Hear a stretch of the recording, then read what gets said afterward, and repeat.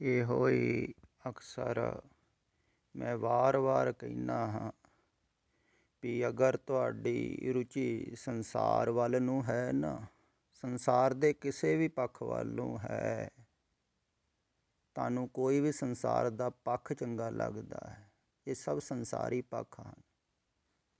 ਜੋ ਬਾਹਰ ਧਰਮ ਦੇਖ ਰਹੇ ਹੋ ਨਾ, ਇਹ ਵੀ ਸੰਸਾਰੀ ਪੱਖ ਹੈ। ਅਤੇ ਜਿਹੜਾ ਪੱਖ ਤੁਹਾਨੂੰ ਚੰਗਾ ਲੱਗਦਾ ਹੈ, ਤੁਸੀਂ ਉੱਧਰ ਨੂੰ ਜਾਓਗੇ। ਜਾਂ ਤਾਂ ਸਾਰੇ ਹੀ ਪੱਖ ਛੱਡੋ, ਹੋਰ ਸਾਰੀਆਂ ਢਾਈਆਂ ਢੇਰੀਆਂ ਕਹਿੰਦੇ ਹਨ, ਸਾਰੇ ਪੱਖ ਛੱਡੋ ਅਤੇ ਇੱਕ ਪੱਖ ਵੱਲ ਨੂੰ ਆਓ, ਤਾਂ ਤੁਸੀਂ ਸਮਝੋਗੇ ਜੋ ਇੱਧਰ ਕਿਹਾ ਜਾ ਰਿਹਾ ਹੈ।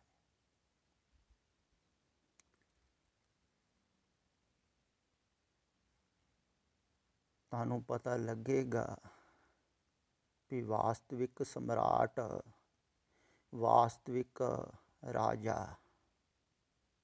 ਉਹ ਹੈ ਜਿਹੜਾ ਅੰਦਰੋਂ ਤ੍ਰਿਪਤ ਹੈ, ਸੰਤੁਸ਼ਟ ਹੈ, ਜਿਹਦੀ ਕੋਈ ਵੀ ਮੰਗ ਨਹੀਂ ਰਹਿ ਗਈ। ਤੁਸੀਂ ਆਪ ਸੋਚੋ, ਖਿਆਲ ਕਰੋ ਥੋੜ੍ਹਾ। ਅਜੋਕੇ ਸਮੇਂ 'ਚ ਆ ਦੇਖੋ, ਤੀਰਥ ਸਥਾਨਾਂ 'ਤੇ ਅੱਜ ਦੇ ਦਿਨ ਬਹੁਤ ਜਾ ਰਹੇ ਹੋਣੇ ਲੋਕ, ਅਤੇ ਸਭ ਮੰਗਣ ਜਾ ਰਹੇ ਆ।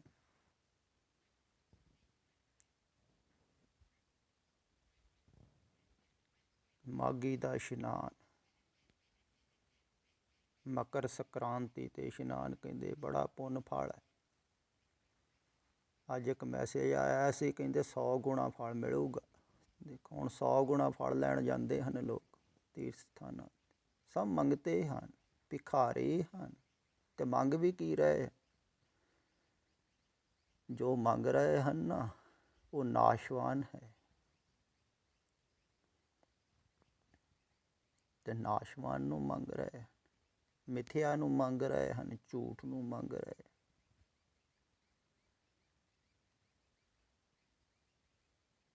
ਅਤੇ ਸਭ ਮੰਗ ਰਹੇ ਹਨ।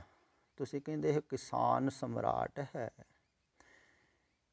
ਫਿਰ ਦੂਸਰੀ ਗੱਲ ਇਹ ਹੈ, ਕੰਮ ਕਰਕੇ ਕੋਈ ਉੱਚਾ ਨੀਵਾਂ ਨਹੀਂ ਹੁੰਦਾ ਹੈ।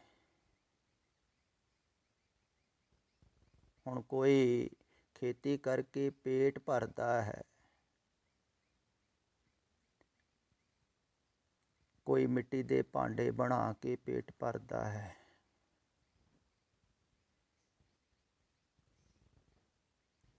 ਕੋਈ ਪੁਰਾਣੇ ਸਮੇਂ 'ਚ ਕੱਪੜਾ ਬੁਣ ਕੇ ਵੇਚ ਕੇ ਆਪਣਾ ਗੁਜ਼ਾਰਾ ਕਰਦਾ ਸੀ, ਕੋਈ ਜੋੜੇ ਗੰਢ ਕੇ ਵੇਚ ਕੇ ਅਤੇ ਆਪਣਾ ਪੇਟ ਭਰਦਾ ਸੀ, ਆਪਣੇ ਪਰਿਵਾਰ ਦਾ ਭਰਦਾ ਸੀ। ਅਤੇ ਸਾਰੇ ਹੀ ਜਿੰਨੇ ਵੀ ਕੰਮ ਕਰਨ ਵਾਲੇ ਹਨ, ਕਰ ਕੀ ਰਹੇ ਹਨ, ਆਪਣੇ ਸਰੀਰਕ ਲੋੜਾਂ ਪੂਰੀਆਂ ਕਰਨ ਵਾਸਤੇ ਕਰ ਰਹੇ ਹਨ ਨਾ ਕੰਮ, ਸਰੀਰਕ ਜ਼ਰੂਰਤ। ਕੰਮ ਤਾਂ ਸਾਰੇ ਬਰਾਬਰ ਹੀ ਹੋ ਗਏ। ਫਿਰ ਕੰਮ ਕੋਈ ਉੱਚਾ ਨੀਵਾਂ ਨਹੀਂ ਹੈ ਨਾ। ਇਹ ਕੰਮ ਨੂੰ ਉੱਚਾ ਨੀਵਾਂ ਬਣਾ ਕੇ ਦੇਖੋ, ਕਿਸੇ ਨੂੰ ਉੱਚਾ ਕਰਤਾ, ਕਿਸੇ ਨੂੰ ਨੀਵਾਂ ਕਰਤਾ। ਹੁਣ ਜਿਨ੍ਹਾਂ ਕੋਲ ਜ਼ਮੀਨ ਜਾਇਦਾਦ ਸੀ, ਉਹ ਉੱਚੀ ਜਾਤ ਦੇ ਹੋ ਗਏ,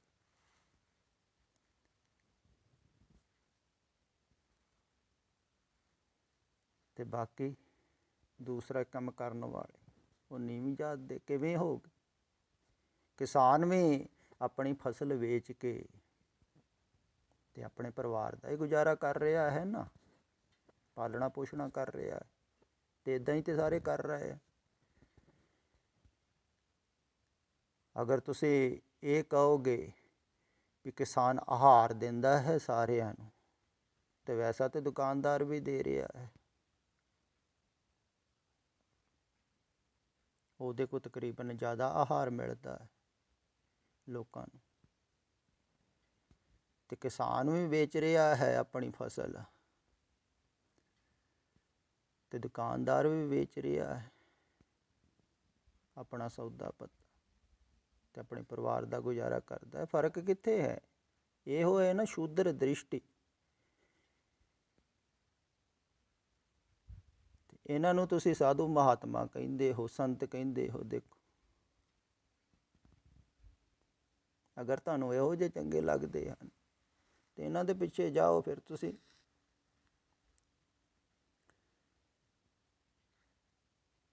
ਇਹ ਜੋ ਬਾਹਰ ਤੁਸੀਂ ਦੇਖ ਰਹੇ ਹੋ ਨਾ, ਇਹਨਾਂ ਵਿੱਚ ਕੋਈ ਵੀ ਉੱਚਾ ਨੀਵਾਂ ਨਹੀਂ ਦੇਖਦੇ ਹਨ। ਜਿਹੜੇ ਵਾਸਤਵਿਕ ਦੇ ਵਿੱਚ ਸੰਤ ਹਨ, ਸਤਿਪੁਰਸ਼ ਹਨ,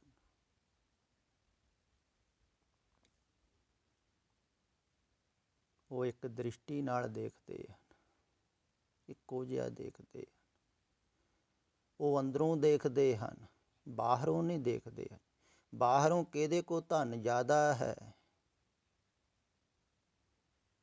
ਕਿਹਦੇ ਕੋਲ ਬੜੀ ਕੁਰਸੀ ਹੈ, ਕਿਹੜਾ ਉੱਚੀ ਕੁਲ ਦਾ ਹੈ, ਕਿਹੜਾ ਨੀਵੀਂ ਕੁਲ ਦਾ ਹੈ, ਤੁਸੀਂ ਤੇ ਦੇਖਦੇ ਹੋ ਨਾ ਬਾਹਰੋਂ। ਕਿਸਾਨ ਨੂੰ ਹੁਣ ਸਮਰਾਟ ਕਹਿ ਦਿੱਤਾ ਤੇ ਬਾਕੀਆਂ ਨੂੰ ਨਹੀਂ ਕਿਹਾ। ਦੇਖੋ ਕਿੰਨਾ ਵਿਤਕਰਾ ਹੈ। ਇਸੇ ਕਾਰਨ ਹੀ ਕਿਸਾਨ ਆਪਣੇ ਆਪ ਨੂੰ ਜੱਟ ਕਹਾਉਂਦਾ ਹੈ।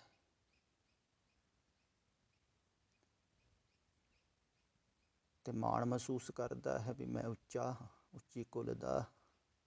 ਹੰਕਾਰ ਦੀ ਤ੍ਰਿਪਤੀ ਹੁੰਦੀ ਹੈ, ਜਿਵੇਂ ਬ੍ਰਾਹਮਣ ਹੈ।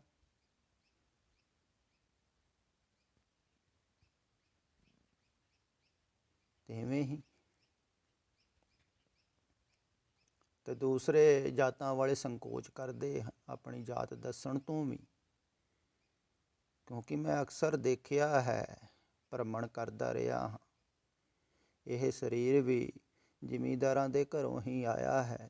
ਇਸ ਕਰਕੇ ਮੈਨੂੰ ਪਤਾ ਹੈ ਵੀ ਜੱਟ ਜ਼ਿਮੀਂਦਾਰ ਤੇ ਬੜੇ ਸ਼ਾਨੇ ਸ਼ੌਕਤ ਦੇ ਨਾਲ ਆਪਣੀ ਜਾਤ ਦੱਸਦੇ ਆ, ਤੇ ਦੂਸਰੇ ਥੋੜ੍ਹੀ ਜਿਹੀ ਹੀਣਤਾ ਮਹਿਸੂਸ ਕਰਦੇ ਹਨ। ਇਸੇ ਕਰਕੇ ਮੈਂ ਪੁੱਛਦਾ ਨਹੀਂ ਹਾਂ ਕਿਸੇ ਨੂੰ ਜਾਤ, ਨਾ ਦੱਸਦਾ।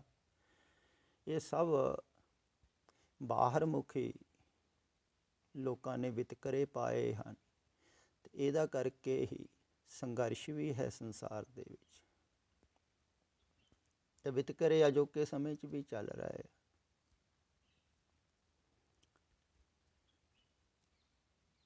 ਤੋ ਉਹ ਵਿਤਕਰਾ ਨਹੀਂ ਪਾਉਂਦਾ, ਉਹਦੀ ਦ੍ਰਿਸ਼ਟੀ ਸਮ ਹੁੰਦੀ ਹੈ। ਬ੍ਰਹਮ ਗਿਆਨੀ ਕੀ ਦ੍ਰਿਸ਼ਟ ਅੰਮ੍ਰਿਤ ਬਰਸੀ, ਸਮ ਹੁੰਦੀ। ਉਹ ਸਮ ਦੇਖਦਾ ਹੈ, ਇੱਕੋ ਜਿਹਾ ਦੇ ਸਮਦ੍ਰਿਸ਼ਟੀ ਹੁੰਦਾ ਹੈ। ਉਹ ਕਹਿੰਦਾ ਸਭ ਇੱਕੋ ਜਿਹੇ ਹਨ। ਕਿਸੇ ਕੋਲ ਧਨ ਜ਼ਿਆਦਾ ਹੈ, ਕਿਸੇ ਕੋਲ ਘੱਟ ਹੈ, ਕਿਸੇ ਕੋਲ ਜ਼ਮੀਨ ਹੈ, ਕਿਸੇ ਕੋਲ ਨਹੀਂ ਹੈ। ਉਹਦਾ ਕਸੂਰ ਥੋੜ੍ਹੀ ਹੈ। ਕਿਸੇ ਕੋਲ ਨਹੀਂ ਹੈ ਤੇ ਉਹਦਾ ਕੀ ਕਸੂਰ ਹੈ ਵਿਚਾਰੇ ਕੋਲ। ਕੋਈ ਕੰਮ ਕਰਦਾ ਹੈ, ਕੋਈ ਕੰਮ ਕਰਦਾ ਹੈ। ਉਹ ਦੇਖਦਾ ਹੈ ਤੇ ਅੰਦਰੋਂ ਦੇਖਦਾ ਹੈ। ਜੇ ਸੱਚ ਪੁੱਛੋ ਤਾਂ ਬਾਹਰੋਂ ਨਹੀਂ ਦੇਖਦਾ, ਨਾ ਜਾਤੀ ਨਾ ਪਾਤੀ। ਕਿਹਾ ਵੀ ਹੈ ਨਾ, ਜਾਣੋ ਜੋਤ ਨਾ ਪੁੱਛੋ ਜਾਤੀ, ਆਗੇ ਜਾਤ ਨਾ। ਉਹ ਜੋਤ ਦੇਖਦਾ ਹੈ, ਜਾਤ ਥੋੜ੍ਹੀ ਪੁੱਛਦਾ। ਦੇਖਦਾ ਹੀ ਨਹੀਂ, ਨਾ ਕਹਿੰਦਾ। ਜੋਤ ਇੱਕ ਦੀ ਹੈ, ਪਰ ਇੱਕ ਦੇ ਨਾਲ ਜਿਹੜਾ ਜੁੜਿਆ ਹੋਇਆ ਹੈ, ਉਸ ਜੋਤ ਦੇ ਨਾਲ, ਉਸ ਪ੍ਰਕਾਸ਼ ਦੇ ਨਾਲ, ਉਸ ਪਰਮ ਦੇ ਨਾਲ, ਉਹ ਹੈ ਸਮਰਾਟ। ਤੋ ਕਿਸੇ ਕੋ ਮੰਗਦਾ ਨਹੀਂ ਹੈ, ਦਿੰਦਾ ਹੈ। ਕਿਹਾ ਵੀ ਹੈ ਨਾ, ਬ੍ਰਹਮ ਗਿਆਨੀ ਕਾ ਸਭ ਊਪਰ ਹਾਥ। ਉਹਦਾ ਉੱਤੇ ਹੁੰਦਾ ਹੈ ਹੱਥ, ਬਾਕੀ ਸਾਰਿਆਂ ਦੇ ਥੱਲੇ ਹੁੰਦੇ ਹਨ ਹੱਥ ਮੰਗਣ ਵੱਲ। ਉਹ ਸਦਾ ਹੀ ਦਿੰਦਾ ਹੈ, ਕਦੇ ਵੀ ਮੰਗਦਾ ਨਹੀਂ।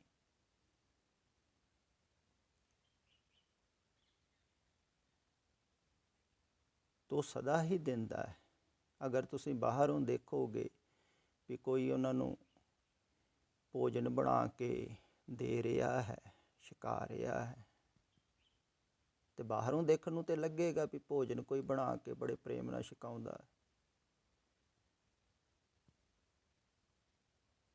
ਪਰ ਉਹ ਭੋਜਨ ਦੇ ਬਦਲੇ ਉਹਨਾਂ ਨੂੰ ਉਹ ਪਰਮ ਭੋਜਨ ਦਿੰਦੇ ਹਨ, ਪਰਮ ਤ੍ਰਿਪਤੀ ਦਿੰਦੇ ਹਨ। ਭੋਜਨ ਤੇ ਸਰੀਰ ਦੀ ਭੁੱਖ ਮਿਟਾਏਗਾ ਕੁਛ ਚਿਰ ਵਾਸਤੇ, ਪਰ ਉਹ ਜੋ ਕੁਛ ਦਿੰਦੇ ਹਨ ਨਾ, ਉਹ ਲੈ ਲਵੇ ਕੋਈ ਤੇ ਸਾਰੀਆਂ ਭੁੱਖਾਂ ਹੀ ਮਿਟ ਜਾਂਦੀਆਂ, ਸਗਲੇ ਭੁੱਖ ਗਵਾਈ। ਤੇ ਜਿਹਦੀਆਂ ਭੁੱਖ ਕੋਈ ਨਹੀਂ ਨਾ ਰਹਿ ਜਾਂਦੀ, ਤ੍ਰਿਪਤ ਹੋ ਜਾਂਦਾ ਹੈ, ਉਹ ਹੀ ਸਮਰਾਟ ਹੁੰਦਾ ਹੈ, ਉਹ ਹੀ ਨਿਸ਼ਚਿੰਤ ਹੁੰਦਾ ਹੈ, ਰੱਜਿਆ ਹੋਇਆ। ਭੁੱਖ ਹੀ ਨਹੀਂ ਰਹਿ ਗਈ, ਸੰਤੁਸ਼ਟ ਹੋ ਗਈ। ਤੇ ਜਿਹੜਾ ਸੰਤੁਸ਼ਟ ਹੋ ਗਿਆ, ਕਹਿ ਭੀਖਣ ਦੋਇ ਨੈਣ ਸੰਤੋਖੇ, ਜਹ ਦੇਖਾਂ ਤਹ ਸੋ।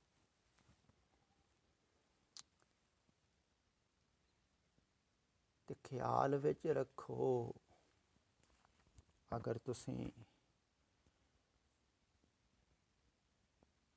ਗੌਰ ਨਾਲ ਧਿਆਨ ਪੂਰਵਕ ਸੁਣਿਆ ਹੀ ਨਹੀਂ ਹੈ, ਸਮਝਿਆ ਨਹੀਂ ਹੈ, ਜੀਵਨ 'ਚ ਢਾਲਿਆ ਹੈ, ਤਾਂ ਤੁਹਾਨੂੰ ਪਤਾ ਲੱਗੇਗਾ ਉਹ ਵਾਸਤਵਿਕ ਸਮਰਾਟ ਦਾ। ਤਾਂ ਤੁਹਾਡੀ ਥੋੜ੍ਹੀ ਜਿਹੀ ਦ੍ਰਿਸ਼ਟੀ ਖੁੱਲ੍ਹੇਗੀ ਵੀ ਇੱਥੇ ਸੰਸਾਰ ਦੇ ਵਿੱਚ ਤੇ ਸਭ ਭਿਖਾਰੀ ਹੈ ਤੇ ਮੰਗ ਰਹੇ ਹਨ।